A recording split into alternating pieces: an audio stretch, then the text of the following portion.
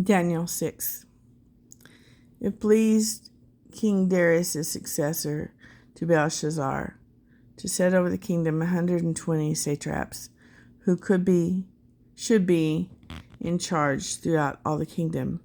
And over them were 3 presidents, of whom Daniel was one, that these satraps might give account to them, and that the king should have no loss or damage. Then this Daniel was distinguished above the presidents and the satraps, because an excellent spirit was in him.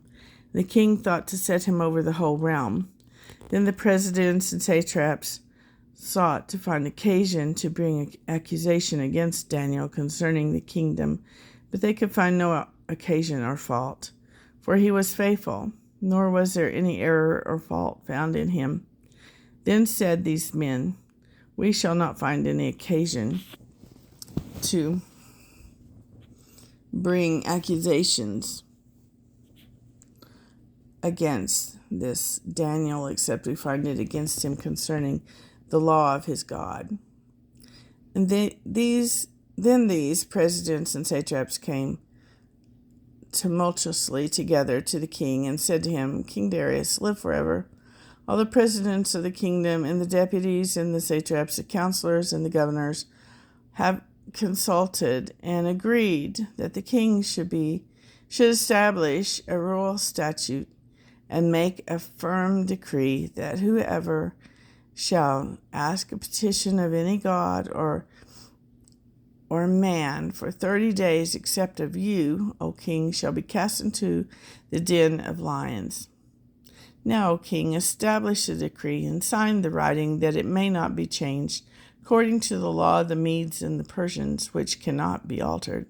So King Darius signed the writing and the decree. Now when Daniel knew that the writing was signed, he went into his house, and his windows being opened in his chamber toward Jerusalem, he got down upon his knees 3 times a day and prayed and gave thanks before God, as he had done previously. Then these men came thronging by agreement and found Daniel praying and making supplication before his God. And they came near and said before the king concerning this prohibitory decree, "Have you not signed an edict that any man who shall make a petition to any god or man within 30 days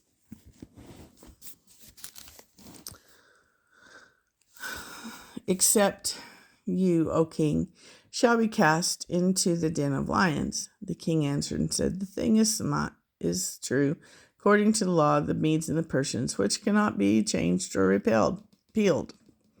And then they said before the king that Daniel, who is one of the exiles from Judah, does not regard or pay any attention to you, O king, or to the decree that you have signed, but makes his petition 3 times a day.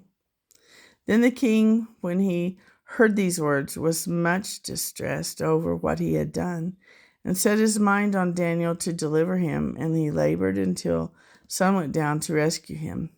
Then these same men came thronging by agreement to the king and said, "Know, O king, that it is the law of the Medes and the Persians, that no decree or statute which a king establishes may be changed or repealed." Then the king commanded, and Daniel was brought forth and cast into the den of lions. The king said to Daniel, "May your God, whom you are serving, continually deliver you." And a stone was brought and laid upon the mouth of the den, and the king sealed it with his own signet and with the signet of his lords, that there might be no change in the purpose concerning Daniel. Then the king went to his palace and passed the night fasting. Neither were instruments or music or dancing girls brought before him, in his sleep fled from him. Then the king arose early in the morning and went in haste to the den of lions. And when he came to the den and to Daniel, he cried out, the voice of anguish. The king said to Daniel, "O Daniel, servant of the living God, is your God, whom you serve, continually able to deliver you from the lions?" Then Daniel said to the king, "O king, live forever. My God has sent his angel and has shut the lions' mouths, so that they have not hurt me, because I was found innocent and blameless before him. And also before you, O king, as you well know, I have done no harm or wrong. The king was exceedingly glad and commanded that Daniel should be taken up out of the den. So Daniel was taken up out of the den, and no hurt of any kind was found on him, because he believed in, relied on, and adhered and trusted in his God. The king commanded that those men who had accused Daniel were brought and cast into the den of lions, they, their children, their wives, and before they had even reached the bottom of the den, the lions had overpowered them and had broken their bones in pieces. Then King Darius wrote to all peoples, nations, and languages in his realm that dwelt on all the earth, may peace be multiplied to you. I make a decree that in all my royal dominion men must tremble and fear before the God of Daniel. For he is the living God, enduring and steadfast forever, and his kingdom shall not be destroyed.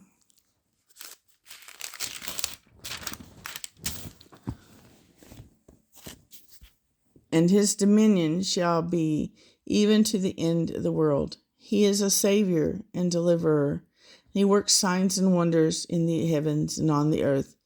He who has delivered Daniel from the power of the lions.